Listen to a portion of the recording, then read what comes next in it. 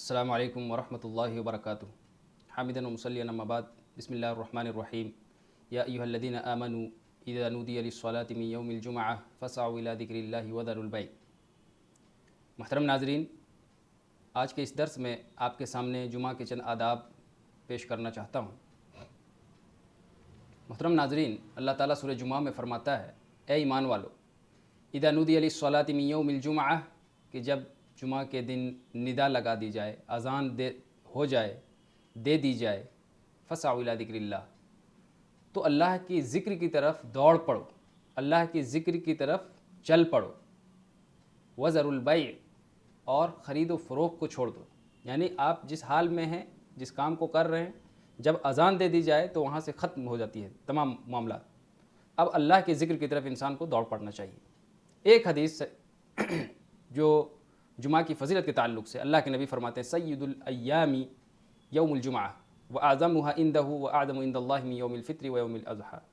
اللہ کے نبی نے فرمایا، مسند احمد کی روایت ہے، کہ دنوں میں جمعہ کے دن کو سردار بنایا گیا ہے۔ تمام دنوں کے ہفتے کے دن میں جمعہ کے دن کو یہ تمام ایام کے سردار ہیں۔ واعظمها عنده، اس کا عظمت اللہ رب العالمین کے نزدیک بہت زیادہ ہے۔ کتنا زیادہ ہے؟ یوم الفطر یعنی عید کے دن سے اور عید الاضحیٰ کے دن سے بھی زیادہ اس کی فضیلت اللہ کے نبی نے بتایا۔ آگے چلتے ہیں، چند جو آداب ہیں جمعہ کے دن کے، وہ ہمیں اہم ہے، جو جاننا ہے، ضروری ہے۔ پہلی بات، جمعہ کے دن انسان غسل کرے، اسی کے ساتھ مسواک بھی کرے، اور پھر نہانے دھونے کے بعد، کپڑے پہننے کے بعد خوشبو بھی لگائے۔ ایک ہی حدیث دیکھیے جس کے اندر تینوں بات کا تذکرہ اللہ کے نبی نے فرمایا، سنن ماجہ کی یہ روایت ہے، ان ھذا یوم عید جعلہ اللہ للمسلمین فمن جاء الی الجمعۃ فلیغتسل، کہ بے شک یہ دن یعنی جمعہ کے دن کو اللہ رب العالمین نے مسلمانوں کے لیے عید کا دن بنایا ہے۔ فمن جاء الی الجمعۃ فلیغتسل، جو جمعہ کے لیے گھر سے نکلے یا جمعہ کے لیے آئے، فلیغتسل، ایسے شخص کو چاہیے کہ وہ غسل کر لے۔ ان کان طیب، اگر اس کے پاس خوشبو وغیرہ ہے، فلیمس، تو اسے چاہیے کہ وہ اسے مل لے، لگا لے۔ وعلیکم بالسواک، اور اس شخص پر مسواک کرنا بھی ضروری ہے۔ خوشبو وغیرہ میں خوشبودار چیزیں، چاہے وہ تیل ہو، چاہے وہ خوشبو ہو، عطر ہو، جو بھی میسر ہو، انسان وہ لگا کر کے ہی آئے۔ چوتھے آداب میں یہ ہے کہ مسجد میں جلدی آنے کی کوشش کرے جمعہ کے دن۔ اس کی فضیلت پر ایک طویل روایت ہے جس کا مفہوم یوں ہے کہ جب انسان جس قدر پہلے آتا ہے تو درجے کے اعتبار سے ثواب میں اللہ رب العالمین کی طرف سے فرشتے مقرر ہوتے ہیں، ان کے نام لکھے جاتے ہیں، اور ان کی طرف سے وہ ثواب بھی لکھا جاتا ہے۔ پہلے شخص جو مسجد میں جمعہ کے دن داخل ہوتا ہے اول وقت میں، تو اس کے لیے ایک اونٹ قربان کرنے کے برابر ثواب، پھر دوسری گھڑی میں جو آتا ہے ایک گائے قربان کرنے کے برابر، تیسری گھڑی میں جو آتا ہے ایک دمبا قربان کرنے کے برابر، چوتھی گھڑی میں جو آتا ہے ایک مرغی اللہ کی راہ میں صدقہ کرنے کے برابر، اور پانچویں گھڑی میں جو آتا ہے اس شخص کے لیے ایک انڈے کے اللہ کی راہ میں صدقہ کرنے کے برابر ثواب لکھا جاتا ہے۔ اسی طریقے سے ترتیب وار، اور جب امام گھر سے نکل جائے، ممبر پر چڑھ جائے، اذان دے دی جائے، تو فرشتے اپنے رجسٹر بند کر دیتے ہیں، وہ بھی امام کے خطبے کو سننا شروع کر دیتے ہیں۔ یہاں یہ بات بھی یاد رکھا جائے کہ جو بھی شخص جمعہ کے بعد یعنی اذان کے بعد آتا ہے، ایسے شخص کا نام اس رجسٹر میں نہیں ہوتا ہے۔ اب یاد رکھیے کہ اللہ رب العالمین کے پاس ہم اور آپ جائیں گے، اور وہاں ہم جا کر کے اللہ کے پاس یہ حجت قائم کریں گے کہ ہم نے تو زندگی بھر جمعہ پڑھی، لیکن ہماری عادت اتنی بری ہے کہ ہم تجارت نہیں چھوڑ سکتے، ہم بزنس نہیں چھوڑ سکتے، ہم آفس نہیں چھوڑ سکتے، ہم اپنے دنیاوی معاملات کو نہیں چھوڑ سکتے ہیں، اور آتے کب ہیں؟ جب امام کا خطبہ ختم ہونا شروع ہوتا ہے، اس وقت ہم پہنچتے ہیں، اور ہم اللہ کے پاس جھگڑیں گے کہ ہم نے تو دنیا میں ساری نمازیں پڑھ کر کے آئے، فرشتے کے رجسٹر میں تو ہمارا نام ہی نہیں لکھا جا رہا ہے۔ اس لیے یاد رکھا جائے، جمعہ کے دن کم از کم آدھے گھنٹہ کا یا پونا گھنٹہ کا انسان وقت کو قربان کرے اور اذان سے پہلے آنے کی کوشش کرے، کم از کم اذان سے پہلے آنے کی، اس سے پہلے جو بھی آتا ہے جیسا کہ ذکر ہوا۔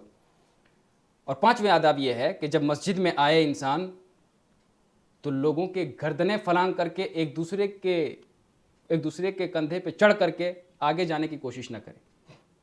یہاں ایک بات اور یاد رکھی جائے کہ جو پہلے آتے ہیں وہ مخصوص جگہ لے کر کے، جو ان کو پسند ہے اسی جگہ پر بیٹھیں گے۔ اب مان لیجئے پہلی صف میں ابھی 4 جگہ خالی ہے، 5 جگہ خالی ہے، آدمی دوسرا لائن لگا لیا کیونکہ انہیں لوگوں کے ساتھ بیٹھنے میں اچھا نہیں لگ رہا ہے، یا لوگوں کو وہ جگہ پسند نہیں ہے۔ ایسا ہرگز نہیں کرنا ہے، کیونکہ ایسے کرنے سے ہی پیچھے آنے والوں کو موقع ملتا ہے گردنیں فلانگنے کا۔ اس لیے بہتر طریقہ یہ ہے کہ پہلی صف جب مکمل ہو جائے اس کے بعد ہی دوسری صف کو لگایا جائے، پھر اسی ترتیب سے بقیہ تمام صفوں کو درست کیا جائے۔ اس کے باوجود بھی صف مکمل ہے اور پھر بھی انسان آ رہا ہے تو یہ ایک گناہ کا عمل ہے جس سے اللہ کے نبی صلی اللہ علیہ وسلم نے منع فرمایا۔ آپ خطبہ دے رہے تھے اور ایک آدمی آتا ہے اور لوگوں کے گردنیں پھلانگتے ہوئے نبی صلی اللہ علیہ وسلم کے پاس پہنچنے کی کوشش کرتا ہے، یعنی ممبر کی طرف۔ آپ صلی اللہ علیہ وسلم کہتے ہیں اجلس، بیٹھ جاؤ۔ آپ ڈانٹتے ہوئے تنزیہ کلمات کہتے ہیں اور کہتے ہیں فقد آذیت و آنیت، تحقیق کہ تم نے تکلیف پہنچائی ہے، وہ آنیت، اور تم دیر سے آئے ہو۔ پتہ چلا کہ جمعہ کے دن دیر سے آنے والوں کے لیے بھی ڈانٹ ہے، اور دوسری بات یہ ہے کہ انہیں یہ بتایا گیا کہ تم ایک تکلیف دہ کام کر رہے ہو۔ جو بھی پہلے آتے ہیں ان کے کندھے پہ چڑھ کر کے جب انسان پار ہوگا تو اس کے دل میں ایک طرح سے تکلیف محسوس ہوتی ہے، اس لیے اس سے پرہیز کرنا ہے۔ اسی طریقے سے چھٹی چیز جو ہے، نبی پر کثرت سے درود بھیجنا ہے۔ جمعہ کے دن کثرت سے درود پڑھنا ہے۔ عام حالات میں درود پڑھنا ہی پڑھنا ہے، لیکن جمعہ کے روز اللہ کے نبی نے فرمایا یہ جمعہ تمام ایام کے سردار ہیں، اس کی بڑی فضیلت ہے، اسی لیے اس دن میرے اوپر درود بھی زیادہ سے زیادہ بھیجو۔ اللہ کے نبی فرماتے ہیں ان من افضل ایامکم یوم الجمعہ فاکثروا علی من الصلاۃ فیہ، کہ بے شک دنوں میں جمعہ کا دن سب سے افضل دن ہے، فاکثروا علی من الصلاۃ، تو مجھ پر زیادہ سے زیادہ درود بھیجا کرو اس دن۔ ابو داؤد کی صحیح سند کے ساتھ یہ روایت موجود ہے۔ اسی طریقے سے جب ہم مسجد داخل ہو گئے تو مسجد میں داخل ہونے کے بعد بعض دفعہ کیا ہوتا ہے، انسان سوچتا ہے امام خطبہ دے رہا ہے، آپ بیٹھ جاتے ہیں، آتے ہی بیٹھ جاتے ہیں۔ نہیں، آپ جس حالت میں بھی آئے ہوں، چاہے امام خطبہ ہی کیوں نہ دے رہا ہو، ویسی صورت میں بھی اگر آپ داخل ہوں تو بھی آپ کو تحیۃ المسجد 2 ہلکی رکعتیں پڑھنی ہی پڑھنی ہے، اس سے پہلے نہ بیٹھیں۔ یہ عام حالت کی حدیث ہے کہ اذا دخل احدکم المسجد فلا یجلس، کہ تم میں سے جو بھی شخص مسجد میں داخل ہو تو نہ بیٹھے حتی یصلی رکعتین، یہاں تک کہ 2 رکعت تحیۃ المسجد پڑھ لی۔ یہ عام حالت کی ہے، لیکن خاص حالت میں بھی آپ ممبر پر خطبہ دے رہے ہیں، ایک آدمی، ایک صحابی رسول جن کا نام سلیک ہے، وہ آتے ہیں اور بیٹھ جاتے ہیں۔ اللہ کے نبی نے فرمایا اٹھو اور پہلے 2 ہلکی رکعتیں پڑھو تحیۃ المسجد، اس کے بعد بیٹھو۔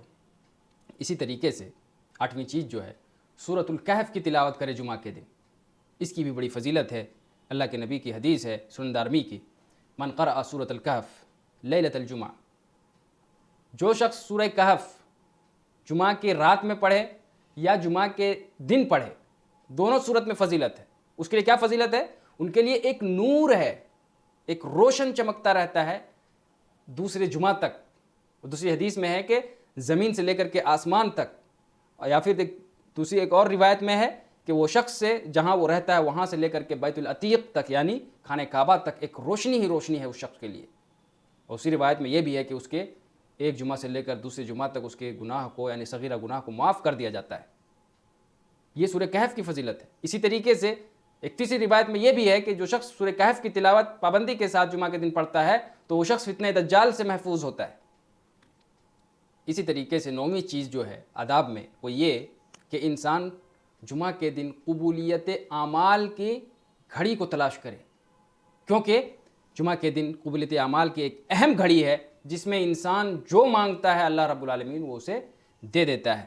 صحیح مسلم کی جو روایت ہے، ان فی الجمعۃ لساعۃ لا یوافقها مسلم یسأل اللہ فیہا خیرا الا اعطاہ ایاہ، کہ جمعہ کے دن ایک ایسی گھڑی ہے کہ جب انسان اللہ رب العالمین سے کچھ بھی مانگتا ہے، جو چیز بھی مانگتا ہے، اللہ اسے وہ چیز عطا کر دیتا ہے، الا یہ کہ وہ حرام چیز کا سوال نہ کرتا ہو، ناجائز چیزوں کا سوال نہ کرتا ہو، تو اللہ رب العالمین اسے وہ چیز دیتا ہے۔ اب یہ گھڑی کون سی ہے اس میں اختلاف ہے، لیکن ہمیں اور آپ کو چاہیے کہ جمعہ کے دن جتنا زیادہ سے زیادہ ہو کثرت سے اللہ رب العالمین سے دعا کرنی چاہیے۔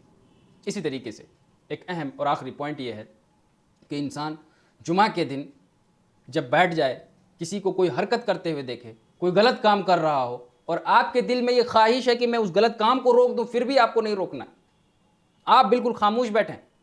کب سے کب تک؟ جب امام ممبر پر چڑھ جائے تب سے لے کر کے امام ممبر سے اتر جائے تب تک آپ کو بالکل، کوئی ناجائز کام کر رہا ہے پھر بھی آپ کو نہیں بولنا، ورنہ اس دن کا کیا ہوگا؟ جمعہ کا جو ثواب ہے وہ آپ سے ختم ہو جائے گا۔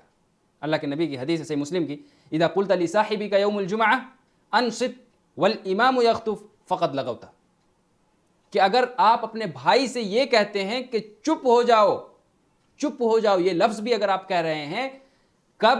جب امام ممبر پر خطبہ دے رہا ہو، فقد لغوتا، تو گویا کہ آپ نے لغو کام کیا۔ اب یہاں ایک پوائنٹ یہ بتا کر کے اپنی بات ختم کر رہا ہوں کہ جو شخص خطبہ جمعہ کے دوران باتیں کرتے ہیں آپس میں ایک دوسرے سے، یا پھر موبائل اٹھا کر کے چلانا شروع کرتے ہیں، واٹس ایپ چیک کرتے ہیں، یا پھر فیس بک کچھ میسج کرتے ہیں، یا کال آ گیا تو چپکے سے جواب دے رہے ہیں، اس طرح کی حرکتیں کرنے والوں پر آپ سوچیں کہ یہ حدیث کتنی فٹ آ رہی ہے۔